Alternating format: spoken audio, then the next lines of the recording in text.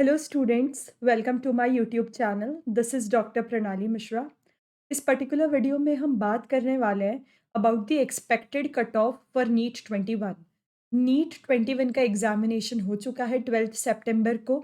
सभी coaching institute ने अपनी अपनी आंसर कीज पब्लिश कर दी है। All the students have calculated their marks.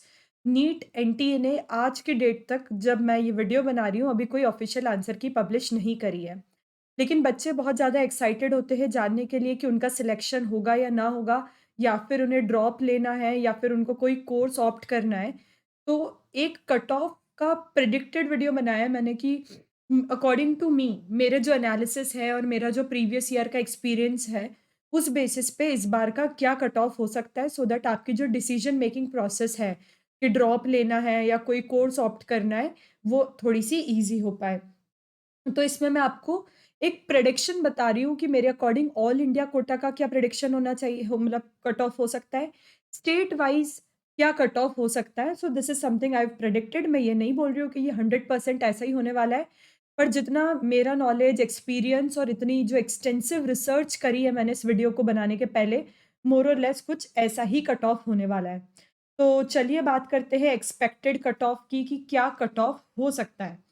तो जो जब भी हम एक्सपेक्टेड कट ऑफ पता करते हैं कि क्या कट ऑफ हो सकता है, या फिर जब भी हम एक कट ऑफ का प्रिडिक्शन करते हैं, तो ये सारी चीज़ें डिपेंड करती है बहुत सारे फैक्टर्स पर।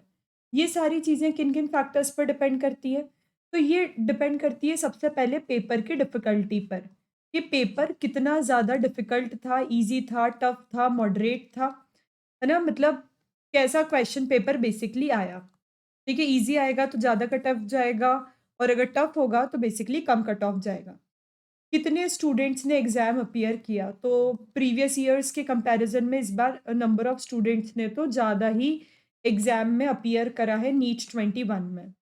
अगर अब हम बात करें नंबर ऑफ सीट्स के बारे में, तो सीट्स कहीं-कहीं बढ़ी भी है। तो इन सभी फैक्टर्स को ध्यान रखकर मैंने इस कट ऑफ का प्रेडिक्शन किया है।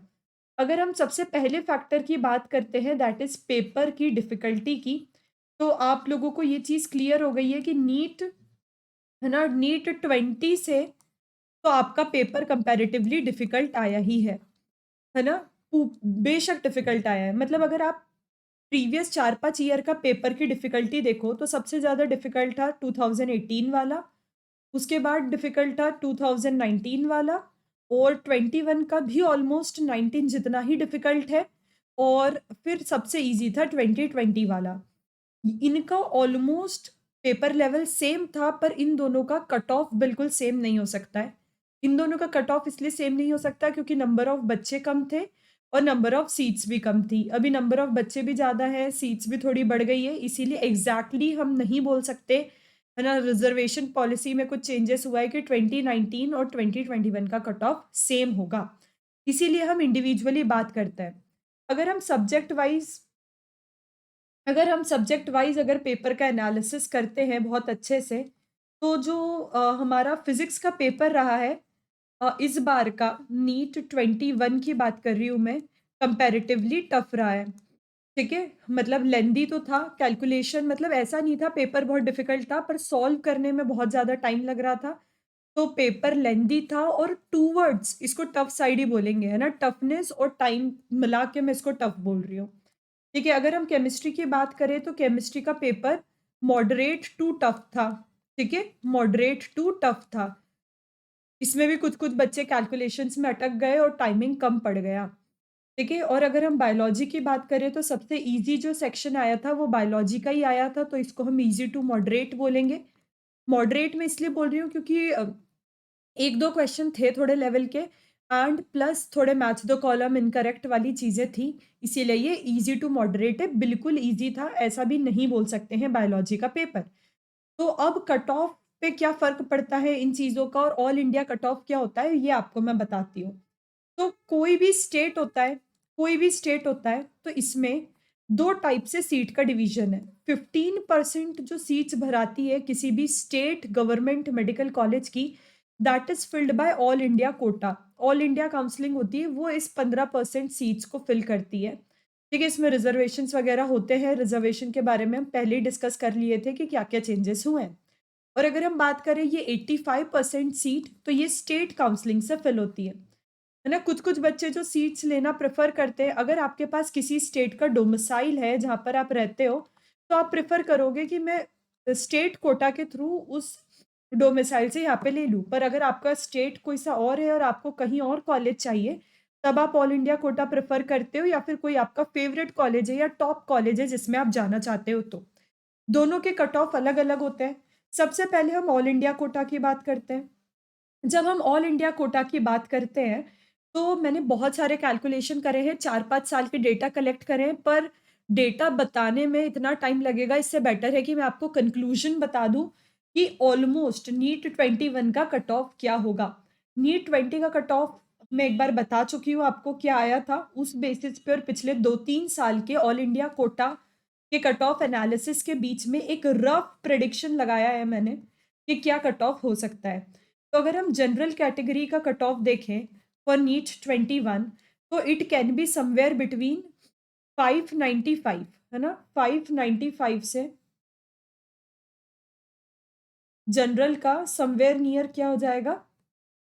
595 से 600 हो सकता है ना? इसके आसपास ही नीट 21 का कट ऑफ रहेगा। This I am talking about all India quota 15%।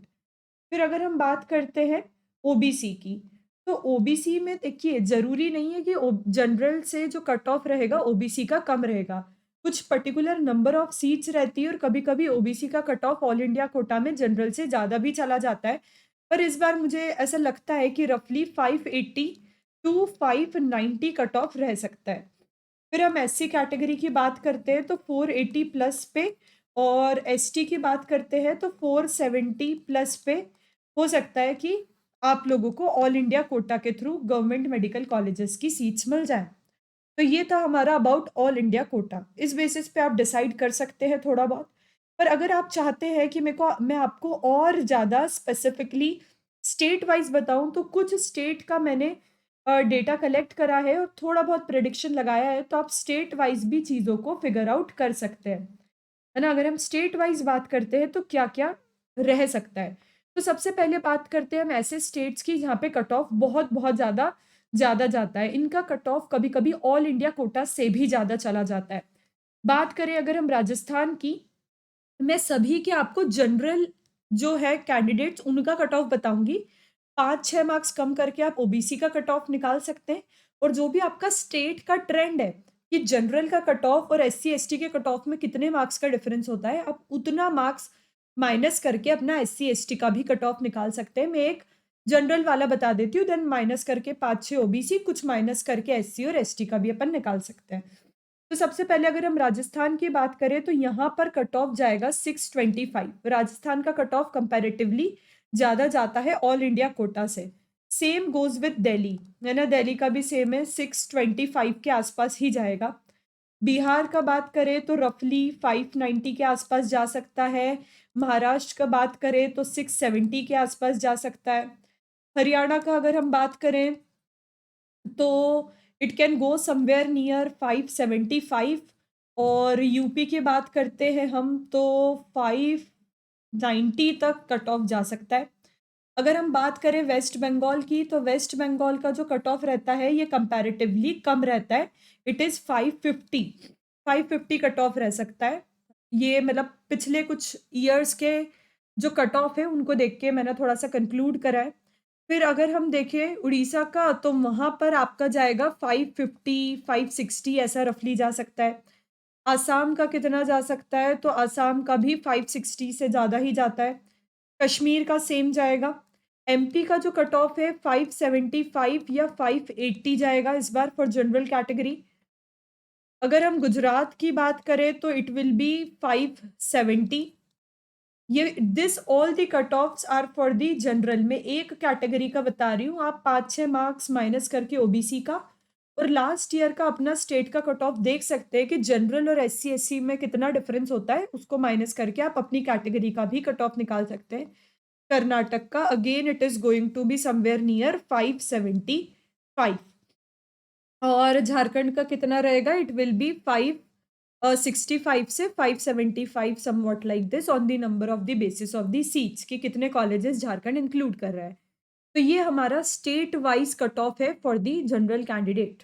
अगर इससे आपको ज़्यादा मार्क्स आ रहे हो 10-20 मार्क्स ज़्यादा, तो आप अपने आप को कंपैरेटिवली सेफ समझ सकते हैं। इससे कम आ रहे हैं तो डेफिनिटली आप ड्रॉप लेने का डिसीज़न ले सकते हैं। अभी I am trying to make more and more videos कि क्या-क्या बेनिफिट है ड्रॉप के, क्या लॉस हो सकता है ड्रॉप लेके, सारी चीज़ें मैं कवर करना चाह रही हूँ, सो दैट आपकी जितने भी डाउट्स हैं मैं क्लियर कर सकूँ। अगर आपको किसी एक पर्टिकुलर वीडियो, किसी पर्टिकुलर टॉपिक पर वीडियो चाहिए तो you can comment it in the comment box. ये हमारा टेलीग्राम चैनल है, इसको आप मोर अपडेट्स के लिए जॉइन कर सकते हैं। इस पे काफ़ी सारा फ्री स्टडी मटेरियल अपलोड होता रहता है and you can also follow me on Instagram. Thank you students and देखते हैं क्या फाइनली कट ऑफ आता है। This is just the production. Thank you.